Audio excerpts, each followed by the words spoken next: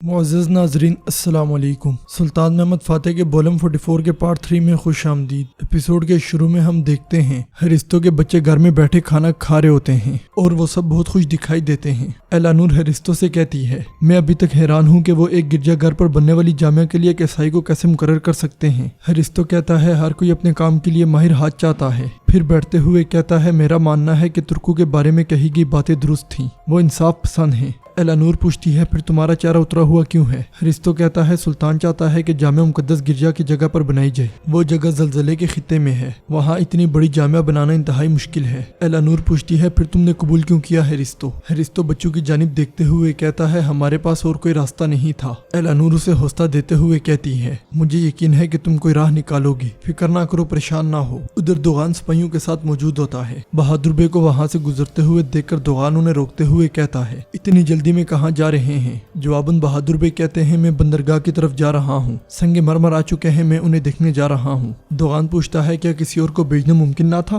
اس پر بہادر بے کہتے ہیں، میں بچپن سے اپنے کام خود کرتا آیا ہوں، مجھے اب جانے دو تاکہ میں جا کر اپنا وظیفہ مکمل کروں۔ مگر دوغان کہتا ہے، رکو رکو، ہم یہ کام سنبھال سکتے ہیں۔ یہ کہتے ساتھ ہی وہ سپاہیوں کو اس کام کے لیے بھیج دیتا ہے۔ پھر پوچھتا ہے، تم اس گھر میں کیوں نہیں جاتے جو سلطان نے تمہیں تحفے میں دیا ہے؟ اس پر بہادر بے کہتے ہیں، خدا ہمارے سلطان کو سلامت رکھے، لیکن وہ گھر میرے لیے بہت بڑا ہے، میرے لیے میری جھونپڑی کافی ہے۔ دوغان پوچھتا ہے، آج کے لیے ہو سکتا ہے کافی ہو، لیکن کل کیا ہوگا؟ مطلب جب تم شادی کرو گے تب کی بات کر رہا ہوں۔ بہادر بے کہتے ہیں، یہ بات میرے اختیار سے باہر ہے۔ جواباً دوغان کہتا ہے، تمہاری بہادری ہر جگہ مشہور ہے، سلطنت عثمانیہ کے پاشا ہو، ہمیں کیا خبر کب تمہیں محبت آ لے۔ بہادر بے آگے بڑھ جاتے ہیں تو دوغان پیچھے سے کہتا ہے، قسمت آتی ہے اور قسمت جاتی ہے۔ ادھر اسحاق آگے بڑھتے ہوئے سلطان سے کہتا ہے، سنا ہے ہمارا شیر دل شہزادہ تشریف لا رہا ہے، کیا یہ سچ ہے؟ سلطان کہتے ہیں، جی ہاں، وہ آ رہے ہیں، مجھے اپنے شہزادے کی بہت یاد آتی ہے۔ حرم کا کام مکمل ہو گیا ہے کیا؟ اسحاق کہتا ہے، جی ہاں سلطان، مکمل ہو گیا ہے، حرم اب مکمل طور پر علیحدہ جگہ بن چکی ہے۔ یہ سن کر سلطان کہتے ہیں، اعلیٰ، تم کہتے ہو کہ سب کچھ تیار ہے؟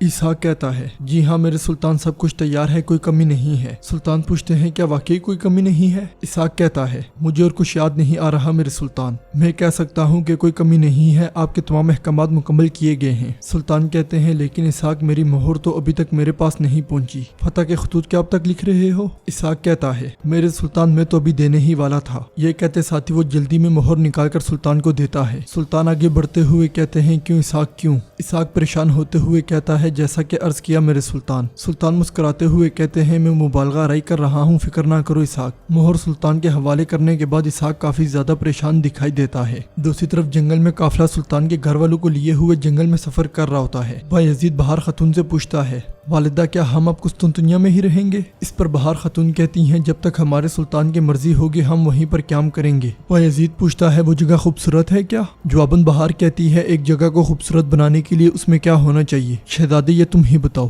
اس پر بایزید کہتا ہے، مثال کے طور پر ادرنی بہت خوبصورت ہے، محل بھی خوبصورت ہے، وہ دریا کے کنارے واقع ہے اور وہاں باغات بھی بہت دلکش ہیں، مسجدیں بہت خوبصورت ہیں اور گھر بھی، مگر کیا قسطنطنیہ میں مسجدیں ہیں؟ اس پر بہار خاتون کہتی ہیں، تمہارے بابا یقیناً تعمیر کروائیں گے، پھر جب تم شہر کو دیکھو گے تو تمہیں ہر طرف مینار ہی مینار نظر آئیں گے۔ شہزادہ بایزید کہتا ہے، جب میں بڑا ہو جاؤں گا تو ایک مسجد میں بھی بنواؤں گا۔ بہار پوچھتی ہے، اس کا نام کیا ہوگا؟ شہزادہ بایزید کہتا ہے، اس کا نام بایزید جامعہ ہوگا۔ شہزادے کی بات سن کر بہار خاتون اس سے بہت پیار کرتی ہیں۔ ادھر قسطنطنیہ کے بازار میں دو شخص آپس میں لڑ رہے ہوتے ہیں۔ ایک دوسرے سے کہتا ہے، میں نے تم سے کہا تھا کہ یہاں دوبارہ مت آنا، پھر یہاں کیا کر رہے ہو؟ دوسرا کہتا ہے، کئی دنوں سے قرض نہیں چکایا، پھر کیسے نہ آتا، پہلے قرض چکاؤ۔ جواباً پہلے والا اسے ایک جانب دھکیلتے ہوئے کہتا ہے، میں تم سے تنگ آ چکا ہوں، میں اب تمہیں ایک پیسہ بھی نہیں دوں گا۔ یہ منظر دیکھ کر وہاں سے گزرنے والی فاطمہ پوچھتی ہے، یہاں کیا ہو رہا ہے؟ اس پر ایک شخص کہتا ہے، میں نے کوئی غلطی نہیں کی، مگر دوسرا کہتا ہے، کھانے پکانے والے ہاتھوں سے مردوں کے معاملات میں دخل نہ دو۔ فاطمہ کہتی ہے، اگر کوئی شکایت ہے تو قاضی کے پاس جاؤ۔ یہ منظر دیکھ کر وہاں سے گزرنے والے بہادر بے رک جاتے ہیں۔ فاطمہ کہتی ہے، کیا مردوں کو زیب دیتا ہے کہ وہ بازار کے درمیان میں لڑیں؟ اس پر پہلے والا کہتا ہے، میں بھی یہی کہتا ہوں، مگر یہ قاضی کے پاس نہیں جاتا کیونکہ یہ قصوروار ہے۔ انہیں دیکھ کر بہادر بے کہتے ہیں، دیکھو ان بے شرموں کو ایک عورت پر ہاتھ اٹھائیں گے۔ یہ کہہ کر بہادر بے آگے بڑھنے لگتے ہیں تو ان کا سپاہی ان کو روکتے ہوئے کہتا ہے، میرے پاشا رک جائیں، یہ خاتون فاطمہ خاتون ہیں، مفتی فخر الدین افندی کی بیٹی، مقابلے میں چاہے مرد ہی کیوں نہ ہو وہ ان کا مقابلہ نہیں کر سکتے۔ اسی لمحے ایک شخص فاطمہ خاتون پہ حملہ کرتے ہوئے کہتا ہے، کیا اب ہمیں مردانگی تم سے سیکھنی پڑے گی خاتون؟ مگر فاطمہ اس کا ہاتھ پکڑ کر اسے زمین پہ پٹخ دیتی ہے۔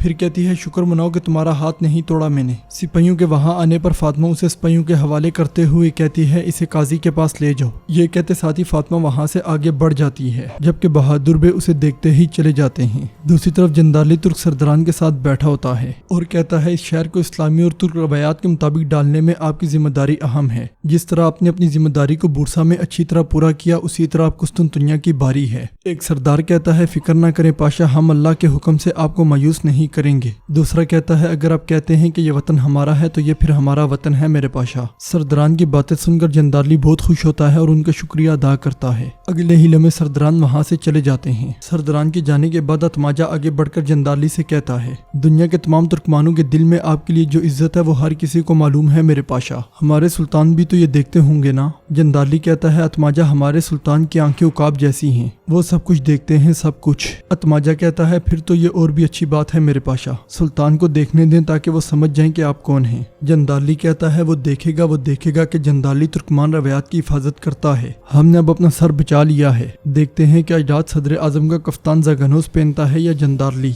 दूसरी तरफ मोहर के जाने के बाद इसहाक बहुत ज्यादा परेशान होता है। इब्राहिम उसके लिए खाना लेकर आता है मगर वो खाना खाने से इनकार कर देता है। ये देखकर इब्राहिम पूछता है पाशा क्या आप बीमार हैं? जवाबन इसहाक कहता है मैं बीमार नहीं हूँ, सदर आजम का ओहदा खत्म हो गया है, मैं इसलिए परेशान हूँ। इब्राहिम पूछता है क्या ये वजीफा किसी और को सौंप दिया गया है मेरे पाशा? इसहाक कहता है नहीं, लेकिन सुल्तान ने मुझे दी हुई मोहर वापस ले ली। अगर वो मुझे सदर आजम बनाने वाले थे तो मोहर वापस क्यों ली? इब्राहिम कहता है मेरे पाशा बज़ाहिर लगता है कि वो अजदाद साहब के सामने आपका माथा चूमकर इसे आपको देंगे। जवाबन इसहाक कहता है नहीं, जब उनके पास उनके लाला ज़गनोस हैं तो वो मुझे मुंतखब क्यों करेंगे? इब्राहिम कहता है मेरे पाशा क्या ये ज़गनोस पाशा दुशर्मा नहीं है, मतलब कि जिन ईसाई लड़कों को उठाकर मुसलमान किया जाता है। मैंने उस्मानी रियासत में पहले कभी किसी दुशर्मा को सदर आजम बनते ना देखा है ना ही सुना है। हमारे जंदाली पाशा तुर्कमान हैं, लेकिन उनके बाद सबसे बड़ा तुर्कमान कबीला आपका है। मैं कहता हूँ चूँकि जंदाली पाशा को बरतरफ कर दिया जाएगा तो आपके अलावा कोई और उम्मीदवार नहीं है, फरीजा आपको ही दिया जाएगा। इब्राहिम की बातें सुनकर इसहाक के चेहरे पर मुस्कुराहट आ जाती है और वो खड़े होकर कहता है इब्राहिम तुम्हारे अल्फाज बहुत दिलकश हैं, तुम बुलबुल की तरह बोलते हो माशाअल्लाह।